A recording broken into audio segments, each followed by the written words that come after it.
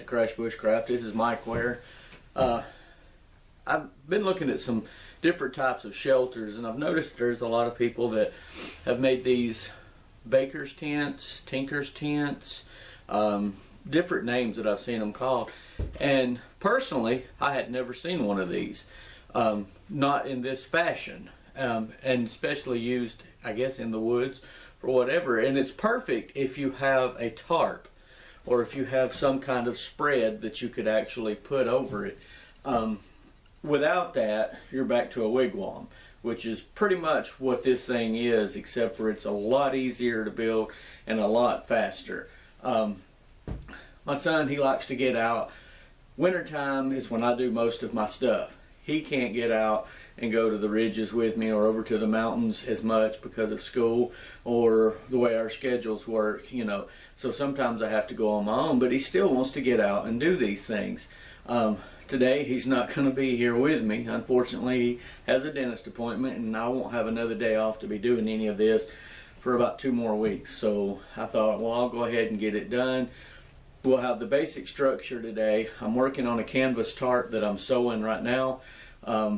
It's a 10 by 10, but it's more like a maybe 10 on one quarter, 10 3 inches on another, 9 7 or 8 inches on the other.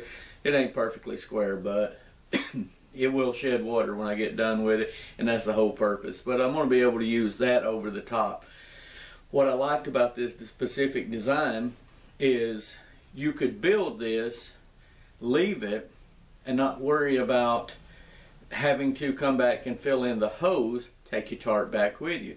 You get to your favorite little camp spot that you like to go out to, you can just basically throw your tarp over it, peg it down, or however you wish to do it, and you've got a shelter. Now, I'm not going to make a very large one because I had to go gather up all the stuff today. Traditionally, I have seen pictures and stuff where families were living in these, a lot bigger. Mostly, I think I came across a few of the YouTube channels. I'll try to get their posters out there for them. Put a link down below or something like that, if I can remember to do that. I'm bad about doing that. But they were gypsy tents, things like that. Something that was quick and on the fly you could put up. We all know if we've got a tarp, we just drag it over a couple of limbs, take it out, drag it up, tie it out, boom, we've got shelter. This will give you more of an enclosed shelter. And by making one large, you would need some type of heating source to keep it warm on the inside. If you made one on the fly in an emergency situation and you wanted to keep yourself covered by all walls and block out the draft, it would be perfect for that. I have never done this, so how will it work out? I don't know. Come along with me and let's see. Alright guys, as you can see, we're out here in the backyard. We're doing the Backyard Bushcraft series. And it's stuff that I went out and I gathered and I bring it back. It helps me to be able to work with my son and when he can't go out and stuff. Here's the old tripod tent that we had before. We canvas tarp over the top of it, which is probably one of the most simplest that you could make. This one right here will give you another thing that you could actually put in.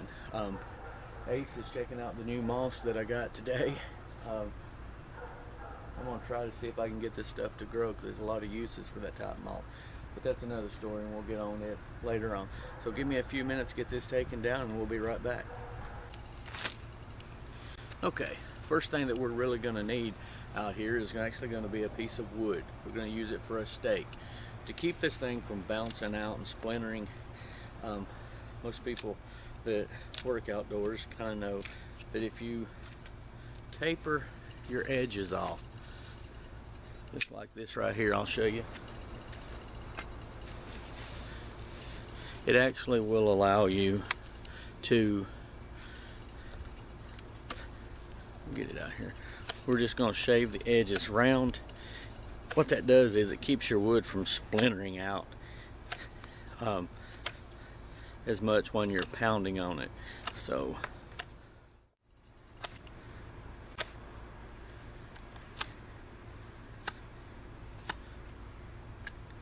the more you take the top of it off, the better off you are. If you look at that, you'll kind of see that's what I've got. So we're going to use that to pound in the ground. So we'll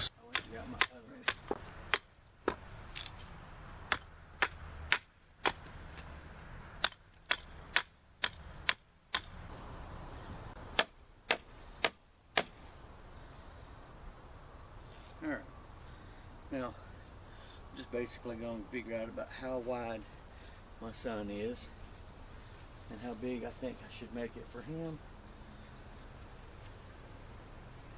And I'm thinking 5 foot. So hold on, we're going to drop it in.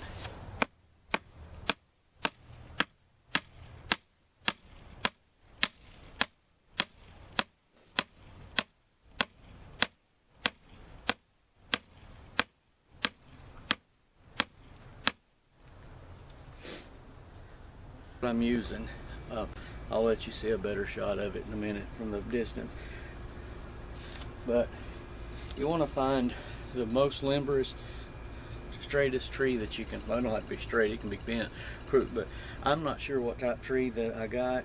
These right here were on my brother-in-law's property. He wanted them all gone. I said, he was actually going to bush hog them all down. I said, no, give me a few days and I'll get them. So I did. Grab it down here to make the bend as much as possible. This one's already pre-bent. Once you have them to the shape you want, cross it over. Same thing here. Make sure it don't smack you in the mouth. But no, this one's gonna have a knot. It's not going to want to play. There. As you can see, that's the beginning of it. I'll tie some more lashing onto that right there, and then I'm going to come up on different points and do the same thing. So give me just a second and we'll be right back. Now what I'm going to do is go right in the center of it, right here.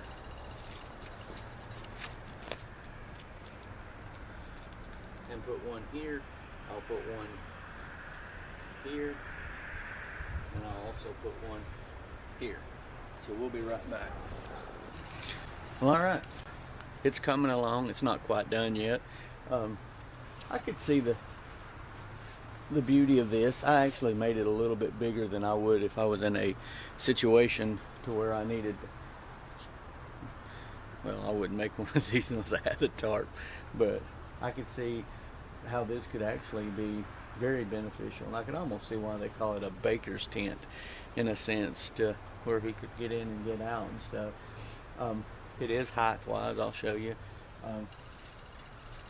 In order for me to do it, you have to get down a little bit, but I'm not done with it, so if you'll give me a few more minutes, I'll kind of come back over and show you what I've done. Alright guys, there it is. It took 36 minutes to actually build that. Now, if you had no tarp or anything like that, then this would not be a shelter to be trying to build quickly. Debris shelter would be much, which you could build this one as a debris shelter. It would just be much harder because you would have to have a lot more resources. But on the fly, something else you can add to your things and list of things that you want to do and learn how to build it, just to know of another shelter. One of the things that I did for this particular one, and hopefully it'll pick it up when I'm walking out that far, I added an extra wall here just for the wind, which is coming out of this end here. It'll come all the way around. Then it gives me a smaller opening as opposed to the whole opening, because I can drape it down. So all this thing needs now is basically some type of tarp system over the top of it and tie off a few more ends. But I mean, it's something other that you could add to it. Like I said earlier, it's a pretty good distance. I'll actually cut off this end piece right here inside of it.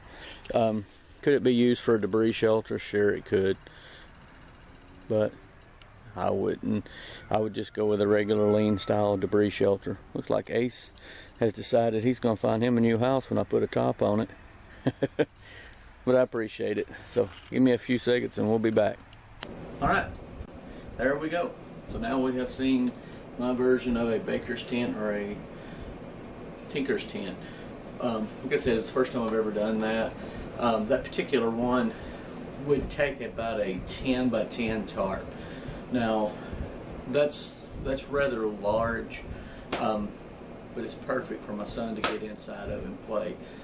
You could have used smaller branches, or not branches, but smaller limbs, elm, things like that. If you're in that area, I don't know what you would have. You just want something that is going to be able to flex and bend to an extent to where you can, something very pliable that would just bend is whatever you would need. I'm going to try it with some green cane, some of the small shoots that come up that grow about this big around. And once I get them bent into that particular shape, I'm thinking that that would be something that would just, it would stay in that predicament or in that shape. But that's just another thing. So I appreciate everybody watching. Hope everybody's having a good year so far. I know that I am. I've been watching a lot of good YouTube channels, subscribed to a lot of new ones, seen a lot of new folks that just came out. You know, kudos to each and every one of y'all. I can't remember all the names. There was Wilderness Gal, I think, is one of them. We also Bluegrass Bushcraft, Robert, you know, of course, the MI Woodsman and stuff. Dino, I've been watching some of his stuff. I haven't had an opportunity to watch everything that I wanted to with it, but I've watched it quite a bit. He's into knife sharpening. I've seen one of his videos and I was really impressed with it. I got to get out there and check some more of that, but I'm going to poke a few links and stuff of some channels that I've been checking out on the bottom under the show more under your thing or your YouTube channel. So if you just check some of those folks out, that's about basically what we're all about anyway. Can't forget my good friend Alan Hobbs, Tony Robo Hiker, Mike Landreth. I mean, there's a bunch of y'all. Ramsolent, Tim, bunch of y'all. So hope everybody has a good week, and we'll catch you on the next one.